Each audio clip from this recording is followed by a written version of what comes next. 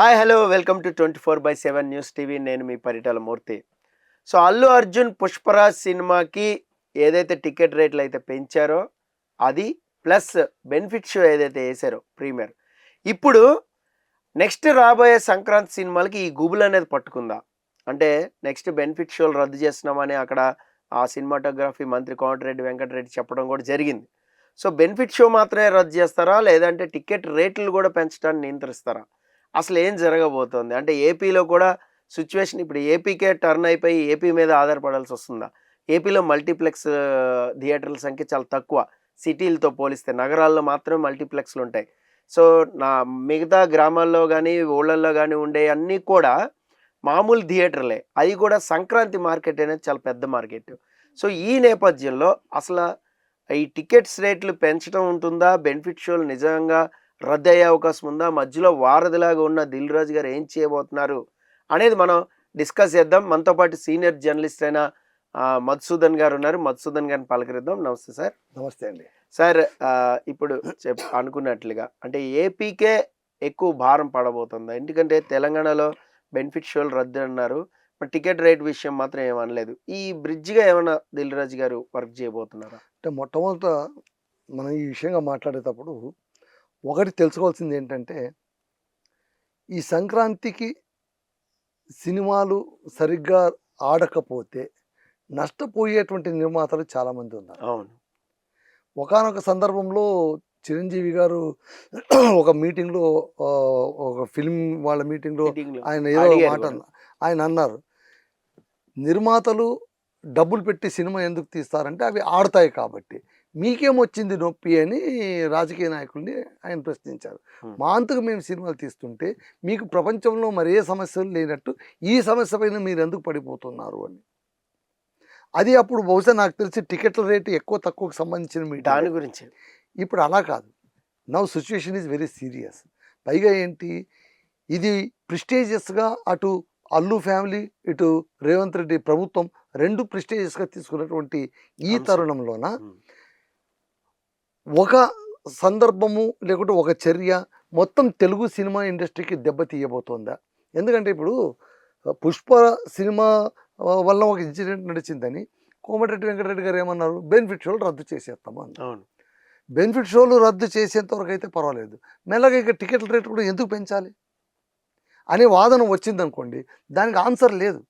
టికెట్ల రేట్లు ఎందుకు పెంచాలి, ఏం పెంచాలని ఎక్కడ రూల్ ఉందా అన్నదానికి ఆన్సర్ ఏముంది చెప్పండి. అవును, నిర్మాతలు చెప్తారు మేము ఎక్కువ డబ్బులు పెట్టేసి ఎవడు తీయమన్నాడు మిమ్మల్ని అంటే. యాక్చువల్గా సార్ నాకు తెలిసి ఏంటంటే ఇటీవల కాలంలో గత ఓటీటీలు ఎక్కువ అవడం కానీ డిజిటల్ పెరిగినప్పటి నుంచి కూడా రిపీటెడ్ ఆడియన్ తగ్గిపోతున్నాడు. మేబీ సినిమాలో కొంచెం ల్యాగ్నెస్ ఉండటం వల్ల, లేదంటే ఆ క్వాలిటీ అనేది అతన్ని రిపీటెడ్గా థియేటర్కి రప్పించలేకపోతుంది. ఏదో కొన్ని సినిమాలను పక్కన పెడితే రెగ్యులర్ సినిమాలు ఏవి కూడా రిపీటెడ్ ఆడియన్ తగ్గుతున్నారు. ఒకప్పుడు రిపీటెడ్ ఆడియన్ ఉండటం వల్ల అది 100 రోజులు ఆడేది సినిమా, కనీసం 50 రోజులు ఆడినా ప్రొడ్యూసర్ సేఫ్గా ఉండేవాడు. ఇప్పుడు ఏంటి అంటే శుక్రవారం రిలీజ్ అయితే ఆదివారంకి మార్కెట్ క్లోజ్, అంటే మండేకి వస్తుందో రాదో చెప్పలేం. ఆ పరిస్థితి 3 రోజులే ఉండటం వల్ల నిర్మాతలు కానీ వేరే ఎవరైనా ఇన్వెస్టర్స్ కానీ ఎవరైనా ఉంటే ఇప్పుడు సినిమా మేకింగే చూడండి 2-3 బ్యానర్లు కలిపి చేస్తున్నాయి. అంటే ఆ ప్రొడక్షన్ తట్టుకోవాల్సి, క్వాలిటీ పెరిగింది. సో ప్రేక్షకుడి విజన్ కూడా పెరిగింది. సో వేరే వేరే లాంగ్వేజ్లో చూడటం, ఆ విజనరీ అనేది కూడా ప్రేక్షకుడిని సాటిస్ఫై చేయాలని మేకింగ్లో కూడా ఎక్కువ ఖర్చు పెట్టడం, సో మేకింగ్ కూడా హ్యూజ్గా చేయడం, ఇదంతా కూడా నడుస్తూ ఉంది. ఇలాంటి సమయంలో ఏంటంటే నేను అనుకుంది ఈ 3 రోజుల మార్కెట్నే వాళ్ళు గ్రాప్ చేయాలంటే టికెట్ రేట్ పెంచడం తప్ప వేరే దారేముంది అనేది అంటే ఒకటి ప్రశ్న. ఒకటి మీరు చెప్పింది సినిమా ఇండస్ట్రీ వాళ్ళ పర్వ్యూతో చెప్తున్నారు. అవును. ఇక్కడ పొలిటికల్ లీడర్స్కు ఆ దృష్టితో చూడాల్సిన అవసరం లేదు. Number 1 point. If at all they think that it is also a business. ఇప్పుడు ఇండస్ట్రియలిస్ట్ని వీళ్ళందరినీ కూడా రాయితీలు ఇచ్చి వాళ్ళు కాపాడుకుంటున్నట్టుగానే సినిమా కూడా పెద్ద ఇండస్ట్రీ కాబట్టి అది రెవెన్యూ జనరేట్ అవుతుంది కాబట్టి దాన్ని కాపాడుకోవాల్సిన బాధ్యత పన్ను కూడా కడుతున్నారు. నేను చెప్పేది ఏంటంటే అలా అని ప్రొటెక్ట్ చేసుకోవాల్సిన బాధ్యత ఉంది అన్న మాట అయితే నిజం. కానీ మేము ఉన్న పళంగా టికెట్ రేట్లు పెంచేస్తాము, మేము ఎంత పెంచినా కూడా మీరు మాకు అనుమతి ఇవ్వాలి ఎంత అన్నప్పుడు- అనేది కదా దాని అన్నప్పుడు. స్లాబ్ రేట్ ఒకటి అవును, fix స్లాబ్ చేశారుగా. రేట్ స్లాబ్ రేట్ అంటారు. ఉమ్. ప్రీమియర్ షోకి ఇష్టం వచ్చినట్లు రేట్లు వేసేస్తారు. ఉమ్. ఇప్పుడు ఏమైపోతుందంటే బాదుడంటూ మొదలు పెడితే దానికి పేర్లు వేరే ఉండొచ్చు కానీ ఆ పని అయితే సామాన్యుడి మీద జరుగుతుంది. బాధుడు అంటే ఇప్పుడు సామాన్యుడితో ఎట్లుంటుందంటే మీరు ఒకటి గమనించాల్సింది, ఒక క్వశ్చన్ వస్తుంది, రేట్లు ఎక్కువ పెడతారు, సరే మీరు ఎందుకు చూస్తారు, తర్వాత చూడొచ్చు కదా. అవునయ్యా, తర్వాత చూడొచ్చు కదా అని చెప్పడానికి నువ్వెవడివి? మార్కెట్లో సినిమా రిలీజ్ అయినప్పుడు అప్పుడే చూడాలనుకునేటువంటి ప్రేక్షకులు చాలా మంది ఉంటారు. 100% దాన్ని నువ్వు బలహీనంగా మానుకొని ఎక్స్ప్లాయిట్ చేస్తున్నావు. So you are the business men who are exploiting the customer. అక్కడ ఫస్ట్ ఫ్లా మీలోనే ఉంది. ఇంకొకటి, ఇప్పుడు ఇదే టాపిక్ ఇప్పుడు ఎక్కడికి వచ్చేస్తుందంటే సమస్య, మిమ్మల్ని ఇంత డబ్బులు పెట్టి ఒకటి తీయమన్నాడు, మంచి కంటెంట్తో తీయచ్చు కదా. లేదు, ప్రేక్షకులు ఒప్పుకోరు. ప్రేక్షకులు ఒప్పుకోమని ఎప్పుడైనా చెప్పారా? మీరు తీసినే వాళ్ళు చూస్తారు కదా. లేదు, వాళ్ళు చూసేదే మేము తీస్తున్నాం. కోడి ముందా గుడ్డు ముందా? మళ్ళీ ఇది అక్కడికి తెగని వస్తుంది సమస్య. టాపిక్ అనేది. కాకపోతే ఒకటైతే నిజం, మనం తీసినప్పుడు కంటెంట్ బాగా ఉంటే అది ఖచ్చితంగా చూసే అవకాశాలు ఉన్నాయి. మీరు అన్నట్టు రిపీటెడ్ ఆడియన్స్ ఎందుకు తగ్గిపోవడానికి కారణం ఏంటంటే బికాస్ ఆఫ్ రేట్స్ ఆల్సో.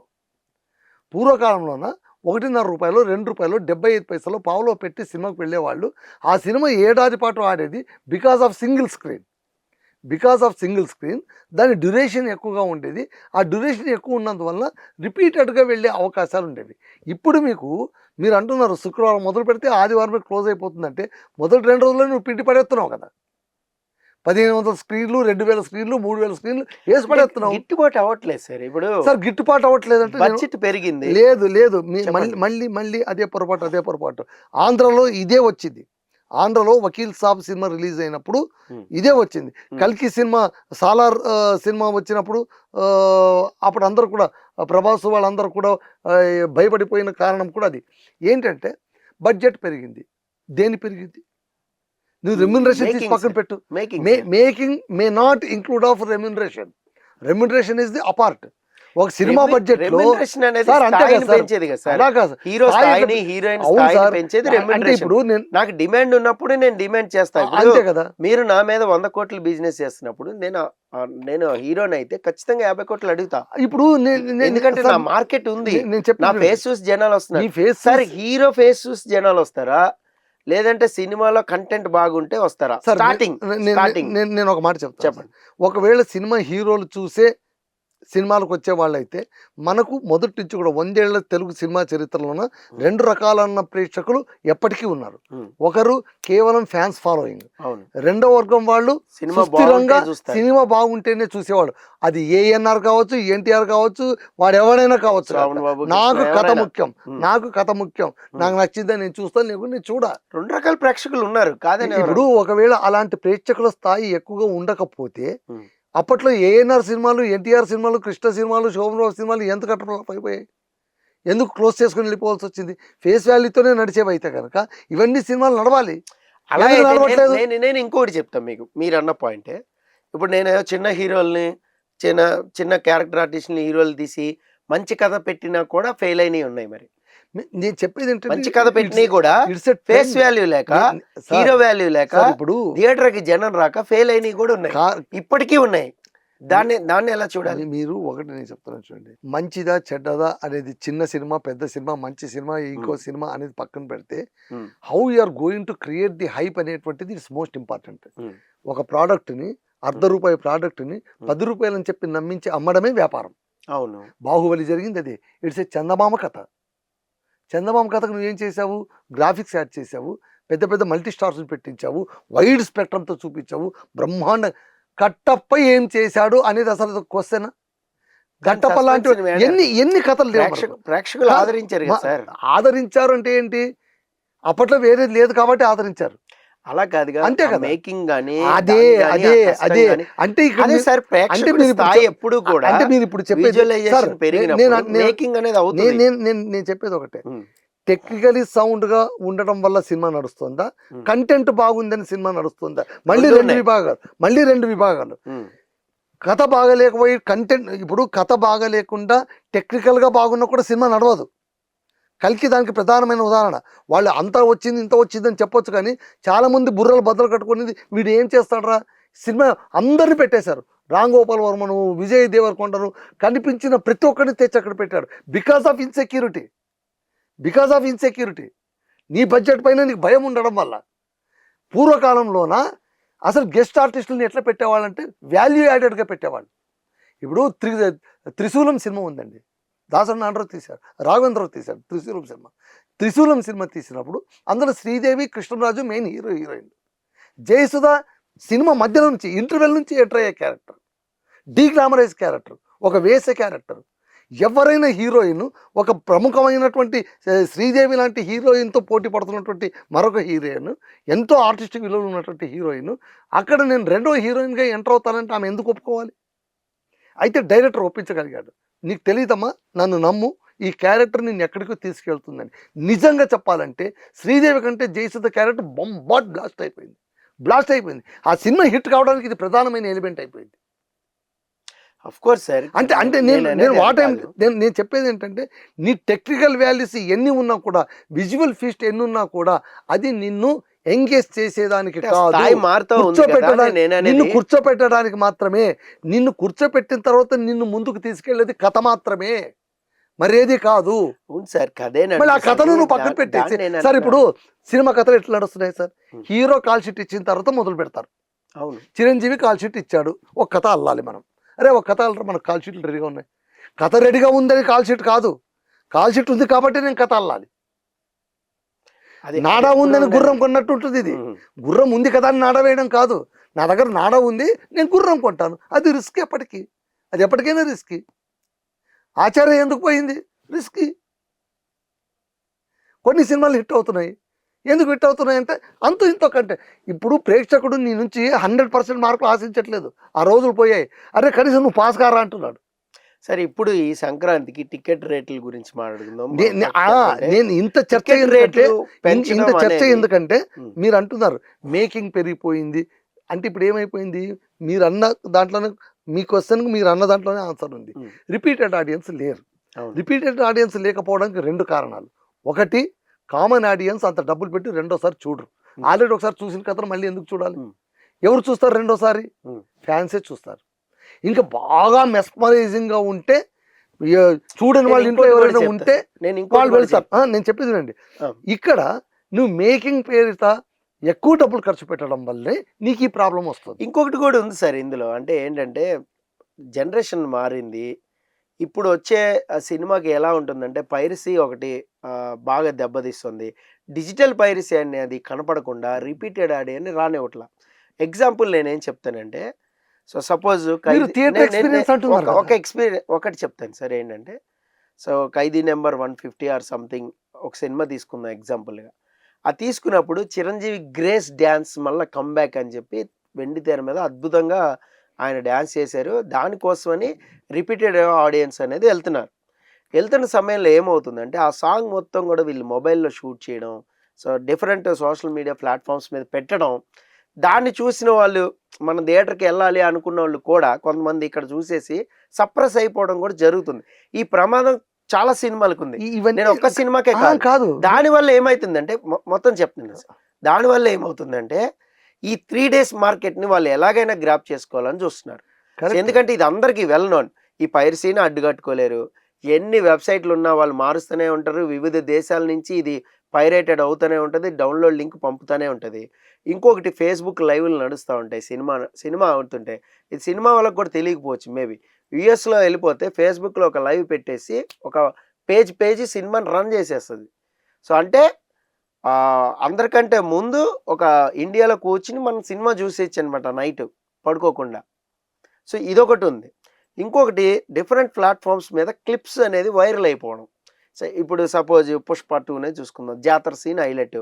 దీనికోసం రిపీటెడ్ ఆడియన్ మళ్ళీ వెళ్ళాలనుకుంటున్నాం.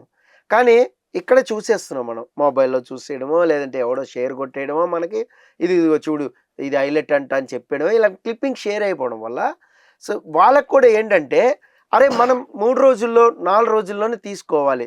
దీనికి టికెట్ రేట్ పెంచడం కంటే మార్గం ఏముంది వాళ్ళకి? అంటే మీరన్న ఎలిమెంట్ ఉండాలి, కాదని నేను అన్ను. కథపరంగా ఉండాలి, ఆడియన్ని కూర్చోబెట్టాలి, వాడిని కాన్స్టెంట్గా ఫోకస్ చేయించాలి, కాదని నేను అన్ను. కానీ మారుతున్న జనరేషన్లో ఏమైపోయిందంటే, ఇది డిజిటల్ అనేది పెద్ద తలనొప్పిగా మారింది. పైగా వాళ్ళు ఇప్పుడు ఓటీటీకి ఫ్యాన్సీ రేట్లు అనేది వస్తున్నాయి. ఇప్పుడు సినిమా 30 రోజుల్లో అమెజాన్ ప్రైమ్కో లేదంటే వేరే ఆహాకో whatever Netflix or whatever a platform ఏదైనా వాళ్ళు 60 days అగ్రిమెంట్ 30 days అగ్రిమెంట్స్ ఇలా కూడా రాసుకుంటున్నారు. రంగస్థలం ఉదాహరణ తీసుకోవచ్చు మనం. 60 days అగ్రిమెంట్ చేసుకున్నారు ఓటీటీకి ఇవ్వడానికి. బట్ సినిమా 100 daysకి వెళ్ళేలాగా ఉంది. ఏం చేయాలో తెలియలా. ఇది క్యాన్సిల్ చేసుకోవాలా, ఫ్యాన్సీ రేట్కి అమ్మేశారు. సో ఇట్లాంటి ఇబ్బందులు కూడా ఉన్నప్పుడు ఇంతకంటే ప్రభుత్వాన్ని కానీ వేరే వాళ్ళని కానీ రేట్లు పెంచండి అని అడగాలి. ఇప్పుడు సంక్రాంతి 3 రోజులే రాబట్టుకోవాలి. 100% హాలిడేస్లో ఊళ్ళల్లో మీకు తెలిసిందే, వాళ్ళు హాలిడేస్ సంక్రాంతి ఎంజాయ్ చేయాలంటే సినిమానే ఎంజాయ్ చేస్తారు. సంక్రాంతి ఎంత పిండి వంటలు కోడి పందాలు ఇవన్నీ ఉన్న సినిమానే ఎంటర్టైన్మెంట్. సో ఖచ్చితంగా థియేటర్ ఎక్స్పీరియన్సే చేస్తారు. ఎన్ని పైరసీలు నడిచినా ఎన్ని నడిచినా వాళ్ళు థియేటర్కి వెళ్ళే చూడాలి. సో ఇలాంటి సందర్భంలో ఇప్పుడు బెనిఫిట్ షోలు రద్దు అంటే ఇది ఖచ్చితంగా ప్రభావం పడుతుందని నేను అనుకుంటున్నా. సో టికెట్ రేట్ పెంచాల్సిన అవసరం అయితే ఉంది అనేది నా ఉద్దేశం. ఓకే, మీ వెర్షన్. నేను చెప్పేది ఏంటంటే అసలు ఈ పైరసీ కానీ ఇంకోటి కానీ రావడం కానీ వచ్చిందని వీళ్ళు భయపడడం కానీ వీటన్నిటికీ మూల కారణం ఏంటంటే బడ్జెట్ పెరిగి ఉండడమే. ఇదే బడ్జెట్ లేకుండా నువ్వు కంటెంట్ పరంగా ఎంత కావాలో అంతే తీసి నువ్వు ఇవ్వగలిగితే దాని లెక్క వేరుంటుంది. మళ్ళీ మళ్ళీ మేకింగ్ చీప్ గా ఉంది, ప్రొడక్షన్ వాల్యూస్ లేవు సినిమాలో. అవును, ఇలాగే రివ్యూలు వస్తాయి. అవును, నువ్వు తీసుకున్న కథ ఏంటి, దాన్ని నువ్వు ఇచ్చేటువంటి ఎలివేషన్ ఏంటి, ఇవన్నీ కూడా కారణం అవుతాయి కదా. ఇప్పుడు ఎలివేషన్ కావాల్సిన సినిమాలను నువ్వు ఎలివేట్ చేయి, కానీ దేనికైనా సరే నేను అదే ప్యాడింగ్ పెడతానని తప్పు అవుతుంది కదా. అది ఇప్పుడు ఆరెంజ్ సినిమా వచ్చినప్పుడు లేదనుకోండి, ఆరెంజ్ సినిమా ఇప్పుడు ఆరెంజ్ సినిమా వచ్చినప్పుడు వచ్చిన కామెంట్ ఏంటి తెలుసా, అమలాపురం కథని అలా తీస్తే అలాగే ఉంటుందిరా అన్నారు. అది అమలాపురంలో తీయాల్సిన కథ, దాన్ని పట్టుకుపోయి ఆరెంజ్ ఆస్ట్రేలియాలో తీస్తే ఎక్కడొస్తుంది నీకు డబ్బులు అని. ఇక్కడ ఏమైపోయిందంటే కథను నమ్ముకోకుండా హీరోను నమ్ముకోవడం, హీరో ఫేస్ వాల్యూని నమ్ముకోవడం, ఆయన కమర్షియాలిటీని నమ్ముకోవడం, మార్కెట్ చేయడం, ముందే మార్కెట్ చేయడం, ఆ తర్వాత కావలసిగా కొన్ని సీన్లు మాత్రమే నాకు బలంగా వస్తుంది. సార్ కథను నమ్మిన మాడేవుడు కూడా ఈ సీన్ నాకు పోతుంది అని అనుకోడు సార్. కథను తీస్తాడు, కథపరంగా అది హిట్ అవుతుంది అంతే. ఇప్పుడు గంగమ్మ జాతర అనేది నీకు హిట్ అవుతుందని నీకు అనిపించింది అంటే, ఎక్స్ట్రాడినరీగా వాడు పర్ఫామ్ చేశాడు అంటే, ఆ క్లిప్ వరకే చూసే ఆడియన్స్ ఉన్నారంటే వాళ్ళకి మిగిలిన కథ అనవసరం అని అర్థం. అంటే సార్ ఇప్పుడు మీరు చెప్పండి. ఎస్ సార్, కరెక్ట్ గా చెప్పండి. అలాంటప్పుడు చెప్తాను సార్, ఇక్కడ కొంతమంది డైరెక్టర్లు ఎలా ఉన్నారు, ఇది నేను అగ్రీ సార్. ఎందుకంటే కొంతమంది డైరెక్టర్లు ఎలా ఉన్నారంటే bunch of scene is equal to cinema, తప్పది ఇలాగే ఉన్నారు సార్. ఇప్పుడు ప్రొడక్షన్ గానీ మేకింగ్ గానీ మీరు అన్నట్టు కథ ప్రకారం సీన్ అల్లుకుంటే ఆ రోజులు ఎప్పుడో పోయినాయి. సో బంచ్ ఆఫ్ సీన్, ఈ సీన్ హిట్ అయితే సినిమా హిట్, ఈ సీన్ హిట్ అయితే సినిమా హిట్. ఇంటర్వెల్ తర్వాత 2 గట్టి సీన్లు పడాలి, ఇంటర్వెల్ ముందు 2 గట్టి సీన్లు పడాలి, బ్యాంగ్ అదిరిపోవాలి, క్లైమాక్స్. ఇప్పుడు ఏమైపోయింది, ఈ ఫార్ములాలోనే వెళ్తుంది. ఇప్పుడు వీళ్ళు ఏం చేశారంటే వీళ్ళ టెక్నికాలిటీస్ వీళ్ళకున్న పైత్యం అంతా కూడా ప్రేక్షకులకు అంటించేశారు. ఇప్పుడు సగటు ప్రేక్షకుడు ఎట్లా అయిపోయాడంటే వాడు టెక్నికల్స్ కంటే కూడా తోపు టెక్నికల్ అయిపోయాడు. వాడు సినిమా బాగున్నా కూడా బయటకు వచ్చి ఇంటర్వెల్ బ్యాంక్ సరిగా లేదమ్మా అంటాడు. నీకెందుకు ఇంటర్వెల్ బ్యాంక్, నీకెందుకు సినిమా ఈ సినిమా. అదే పాయింట్ ఆఫ్ వ్యూ కూడా అంటే ఏంటి, ఇలా మారిపోవడానికి అంటే ఏంటి, సినిమా అంటే 4 పాయింట్లు మాత్రమే, స్టార్టింగ్, ఇంటర్వెల్ ముందు, ఇంటర్వెల్ తర్వాత అయిపోయింది. 4 పార్ట్లు కూడా సినిమా అన్నప్పుడు నీ సినిమాను 4 పార్ట్లే చూస్తారు కానీ మొత్తం ఎవడు ఎందుకు చూస్తాడు. అదే జరుగుతుంది. అంటే ఏంటి, నువ్వు మొత్తం చూసే దిశగా నువ్వే అడుగులు వేయనప్పుడు ప్రేక్షకుడు ఎందుకు అడుగు వేయాలి. ప్లస్ ఇంకోటి, నువ్వు బడ్జెట్ పెంచావు, నీ జిల్లా కొద్దీ నువ్వు పెద్దగా చూపించాలనుకున్నావు, చూడాలనుకుంటే చూస్తారు. బాహుబలి చూశారు, ఎందుకు, థియేటర్ ఎక్స్పీరియన్స్. ఇప్పుడు మనం పెడుతున్న కొత్త పేరు ఏంటి, థియేటర్ ఎక్స్పీరియన్స్. ఎందుకు అంటే ఓటీటీ వచ్చింది కాబట్టి పెడుతున్నారు. ఇప్పుడు ఓటీటీలోన సార్ థియేటర్లో ఫెయిల్ అయిన ప్రతి సినిమా ఓటీటీలో ఎందుకు సక్సెస్ అవుతుంది, ట్రెండింగ్కి వెళ్తుంది. ఎందుకు వెళ్తుంది చెప్పండి. బికాజ్ థియేటర్లోన కథాబలం ఉన్నా కూడా పనికి రాకుండా టెక్నికల్ వాల్యూస్ పైన ఆధారపడి ఉండడం వల్ల అక్కడ చూడనటువంటి ఇంటి పట్టు ఉన్న ప్రతి ఒక్క ఆడియన్స్ కూడా రిపీటెడ్గా చూసే సినిమాలని ఓటీటీలో ఉంటున్నాయి. అవును, ఎగ్జాక్ట్ అదే ఒప్పుకుంటాం. మళ్ళీ అలాంటప్పుడు అయితే నేను అనేది ఏంటంటే, ఇప్పుడు ఏదైతే సినిమా పరిశ్రమ ఉందో, సో వాళ్ళు ఇంకొక ముందడుగు వేసుకుని ఇలా మేకింగ్ మీదే ఉంటున్నారు కాబట్టి 3 రోజులు మార్కెట్నే గ్రాప్ చేసుకోవాలనుకుంటున్నారు కాబట్టి టికెట్ రేట్ పెంచడంలో తప్పు లేదనేది నా ఉద్దేశం. అలాంటప్పుడు ఒకటే సార్, ఇక్కడ సరే మనం సినిమా చర్చ చాలా మాట్లాడేసుకున్నాం. Coming to the current point, నేను చెప్పేది ఏంటంటే, నీవు డబ్బులు ఖర్చు పెట్టావు, నీకు డబ్బులు రావాలి. పక్క బిజినెస్ అంతే, ఇది కళ కాదు, మశానం కాదు ఇది. అందుకే రేవంత్ రెడ్డి గారు చెప్పింది 100% నిజం. It's a business.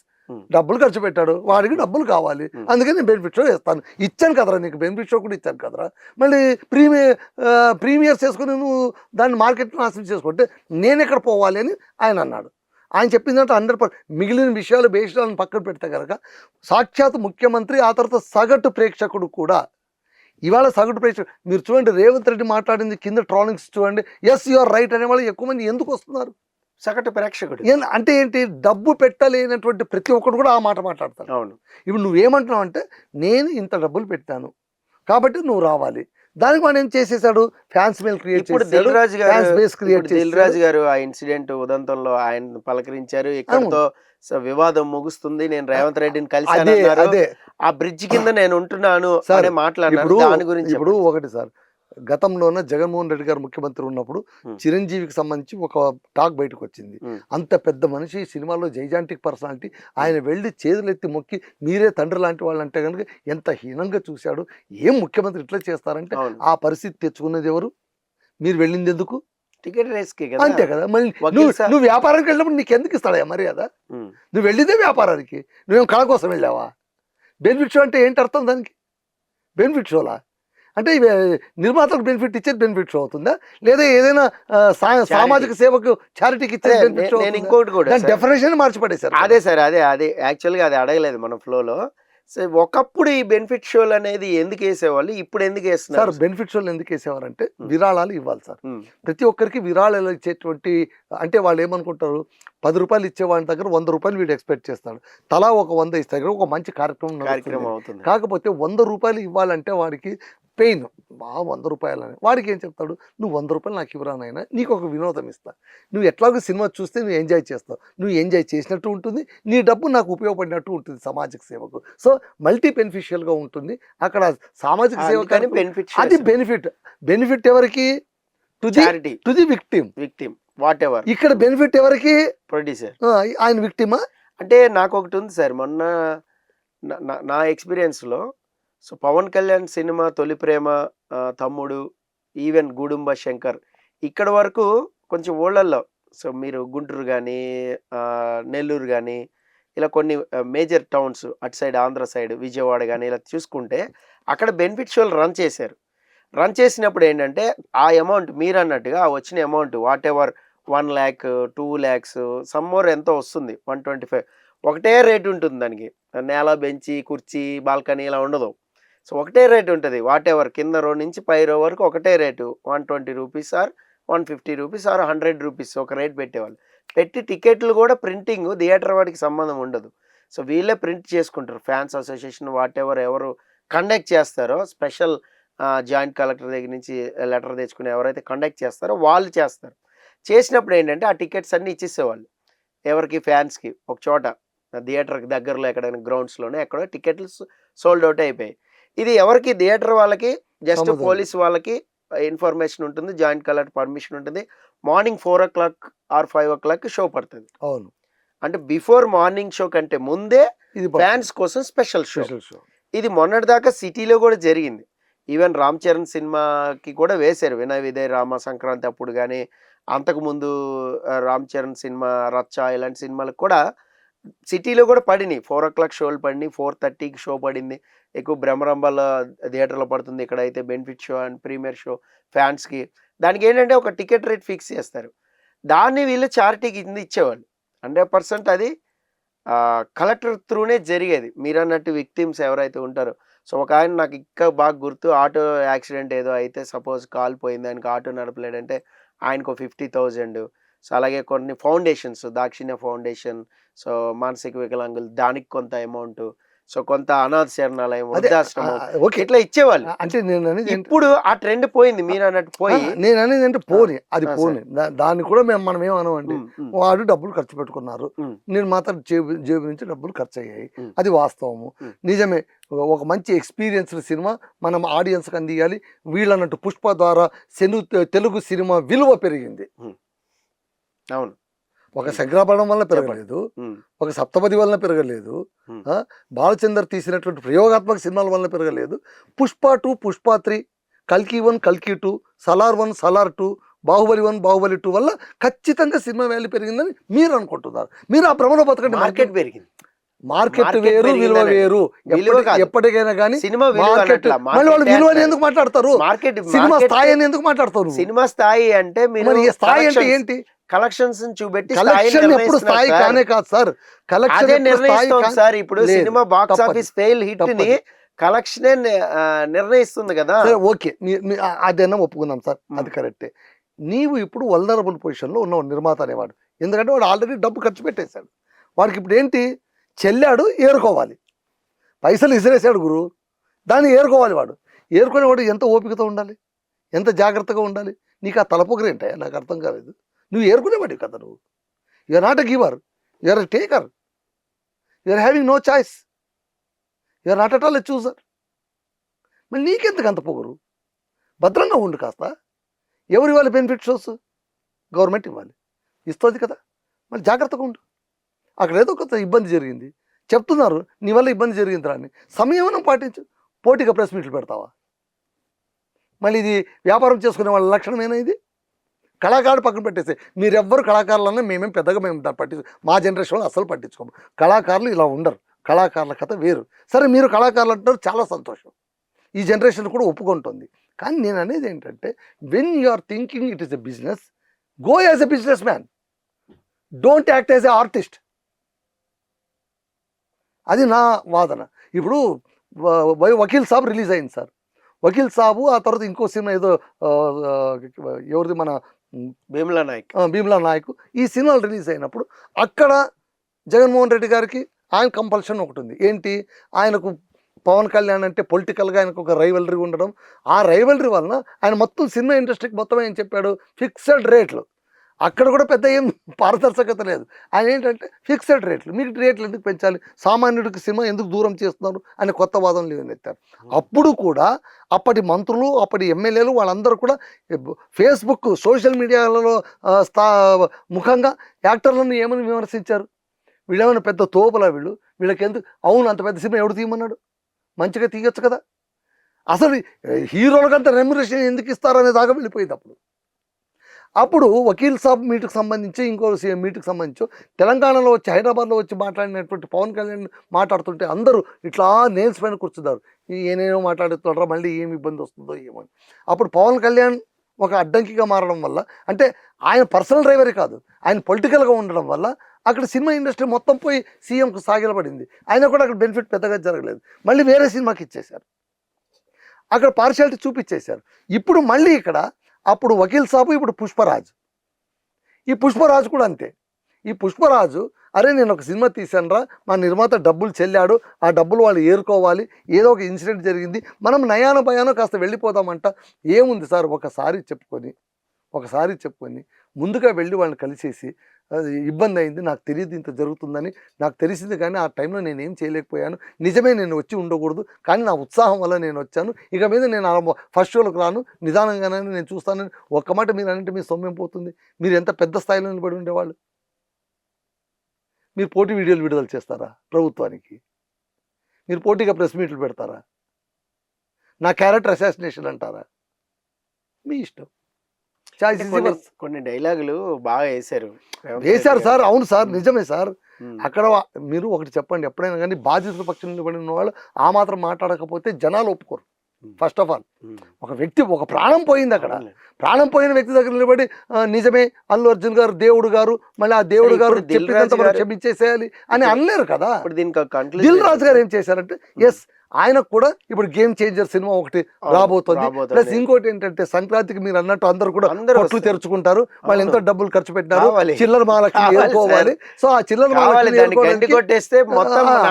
అంటే ఏంటి, ఇప్పుడు ముళ్ళు వచ్చి ఆకుపోయిన పడినా, ఆకు వచ్చి ముళ్ళు పోయిన పడినా తిరిగేది ఆకే అన్నట్టు. ప్రొడ్యూసర్ పోయి గవర్నమెంట్ పోయి పడినా, గవర్నమెంట్ పోయి ప్రొడ్యూసర్ పోయి పడినా పడేది ప్రొడ్యూసర్కే. కాబట్టి కాస్త అంటే ఇక్కడ పనిచేయాలి. ఇంకో కోణం కూడా ఉంది సార్ చాలా మందికి. సో ప్రొడ్యూసర్ సేఫ్ జోన్ లోనే ఉంటున్నాడు సార్ ఎప్పుడు కూడా. ప్రొడ్యూసర్ సేఫ్ జోన్ లో ఉంటే చెప్తాను అంటే బహుశా బయ్యర్స్ వల్ల దానివల్లే సార్. ఆయన సేఫ్ జోన్ లో ఎక్కడి వరకు మార్జిన్ ఉంటారంటే, సపోజ్ మనకు ఒక 100 crores ఆర్ 120 crores ఎక్స్పెక్టేషన్ ఉందనుకోండి మార్కెట్ నుంచి. సో ఆల్మోస్ట్ డిజిటల్, ఇప్పుడు కొత్తగా చక్కగా ఓటీటీ వచ్చింది, డిజిటల్ మీడియా వచ్చింది, then satellite media. Digital media కొంత రేటుకి అమ్ముకుంటున్నారు, apart from that audio rights అమ్ముకుంటున్నారు ఆడియో రిలీజ్ చేయగానే. సో ఆడియో రైట్స్ ఒక కంపెనీకి పర్మనెంట్గా ఉంటున్నాయి. దాని మీద రీల్స్ చేసే వాళ్ళ దగ్గర కూడా ఆ రెవెన్యూ కూడా వచ్చేస్తుంది. ఇప్పుడు చాలా చాలా చోట్ల నుంచి రెవెన్యూ వస్తుంది సార్. నాట్ ఓన్లీ రిలీజింగ్ మాత్రమే కాకుండా బ్యాక్ ఎండ్లో కూడా మంచి రెవెన్యూ వస్తుంది. ఇది రావడం కాకుండా ఈ 3 రోజుల మార్కెట్లోనే లాగేయాలి మొత్తం అంతా. లేదంటే మాత్రం ఆ మండే నుంచి ఆయనకి ఎంత వస్తుందో కూడా ఆయనకి తెలియదు. ఎవరు అయితే ఈయన అమ్మారో డిస్ట్రిబ్యూటర్స్కి అమ్మారో వాళ్ళు ఏంటంటే సార్, ఎవరైతే కొనుక్కుంటున్నారో బయర్స్, ఏరియా వైజ్ బయర్స్ ఉండివ్వండి ఆర్ డిస్ట్రిబ్యూటర్స్ ఉండివ్వండి, సో ఎవరైతే పంపిణీదారులు చేస్తున్నారో సినిమాని, వాళ్ళ భయాలు ఏంటంటే సార్, మనం ఒక 40 కోట్లు పెట్టుకుని ఒక నైజాంకి తీసుకున్నాం, అంత కలెక్ట్ చేస్తుందా లేదా, వాళ్ళకి ప్రాబ్లం అవుతుంది సార్. వాళ్ళు ఏంటంటే ఈ 120 crores సేఫ్ బిజినెస్ 200కి అయిపోతుంది దీనికి. సో ఈ 200 crores వాళ్ళు కలెక్ట్ చేసుకోవడం కోసం పాపం వాళ్ళు చాలా అప్పులు చేసుకుని తీసుకోవడం, ఈసారైనా కొడదాం. ఆ మూమెంట్లో ఏమైపోతుందంటే ఈ టికెట్ రేట్లు అనేది వాళ్ళకి చాలా హ్యాపీని ఇస్తున్నాయి. వెంటనే వాళ్ళకి ఆ 3 రోజుల్లో సమ్మోర్ రికవర్ అయిపోతుంది. సినిమా ఈ మధ్య టాక్ అనేది చాలా ఇదిగా ఉంటుంది సార్. కొంతమందికి నచ్చుతుంది, కొంతమందికి నచ్చట్లేదు. వాట్ ఎవర్, వాళ్ళ స్వేచ్ఛ ఉంటుంది, రివ్యూలు పెట్టేసుకుంటారు, ఎవరు పడితే వాళ్ళు రివ్యూలే చెప్తారు. దాని తర్వాత some more influence of public talk, mouth talk అనుకోండి, ఏదైనా అనుకోండి, రివ్యూలు చదివి సినిమాకి వెళ్ళే వాళ్ళు ఉన్నారు, చాలామంది ఉన్నారు. అంటే ఆ సినిమా అనేది కిల్ అవుతూ వస్తుంది. మీరు అన్నట్టు వాల్యూస్ ఉన్న సినిమాలు ఉన్నాయి, లేవనట్లా, ఇప్పటికీ ఉన్నాయి. కానీ అవి రీచ్ వెళ్ళట్లేదు బికాస్ ఆఫ్ ఎందుకు అంటే ఇలాంటి వల్లే, దీనివల్లే హై బడ్జెట్ సినిమాలు ఆక్యుపెన్సీ థియేటర్ ఎక్కువ ఉండడం, సో చిన్న సినిమాకి అది లేకపోవడం. మొన్న నాకు ఒకటి అనిపించింది సార్, ఏంటంటే హరిబరి రిలీజింగ్స్. ఇప్పుడు మీరు ఇదే తీసుకోండి, పుష్పాన్ని తీసుకోండి, డిసెంబర్కి వస్తున్నారు వాళ్ళు. యాక్చువల్గా డిసెంబర్కి రావాల్సింది విశ్వంబర పోస్ట్పోన్ చేసుకున్నారు చిరంజీవి గారు, సమ్మర్కి వెళ్ళిపోయారు. సంక్రాంతి కూడా కాదు, సంక్రాంతికి మళ్ళీ గేమ్ చేంజర్ ఉంది, గేమ్ చేంజర్ డిసెంబర్లో రావాలి. సో వాళ్ళు ముందుగానే డిసెంబర్లో వస్తున్నామని అనౌన్స్ చేసుకున్నారు. బట్ పుష్ప ఉండటం వల్ల రూట్ క్లియర్ చేశారు. సో వాళ్ళకి కూడా గిట్టుబాటు అవ్వాలి కదా. అంటే ఇక్కడ వీళ్ళే మ్యూచువల్ అండర్స్టాండింగ్ అనేది ఇచ్చుకుంటున్నారు సార్. ప్రొడ్యూసర్స్ అవనివ్వండి, వాట్ ఎవర్, హీరోల మధ్య కాంప్రమైజింగ్ ఉంది. తప్పదు. సో చాలా విషయాల్లో దీనికోసం దేవరాని ముందుకు తీసుకొచ్చారు సార్. నవంబర్లో, నేను ఒకటి చెప్తాను, అక్టోబర్ నవంబర్లో దేవరా ముందు వచ్చారు. మీరు చెప్పింది ఏది నేను కాదని చెప్పాను. కాకపోతే ఇవన్నీ కూడా ప్రొడ్యూసర్ బాధలు, ఆర్టిస్టుల బాధలు, ఇది ప్రేక్షకుల బాధలు కాదు. ప్రేక్షకుల బాధలు మాత్రం కాదు, ఓకేనా. నేను అనేది ఏంటంటే మీరు ఏమైనా చేయండి, మీ ఇష్టం. కానీ మీకు వల్నరబుల్ పొజిషన్లో ఉన్నటువంటి ప్రొడ్యూసర్స్ మీరందరూ కూడా కాస్త గవర్నమెంట్ని కూడా కాస్త మన్నించండి మీరు. ఎందుకంటే ప్రభుత్వం అధికారంలో ఉందయ్యా, వాళ్ళు ఇస్తేనే కదా మీరు వేసుకోవాల్సింది. సరే, ఏదో ఒక ఇన్సిడెంట్ జరిగింది, గోటితో పోయేదానికి గొడ్డల దాకా ఎందుకు తీసుకెళ్తారు మీరు? ఎవరైనా అంతే కదా.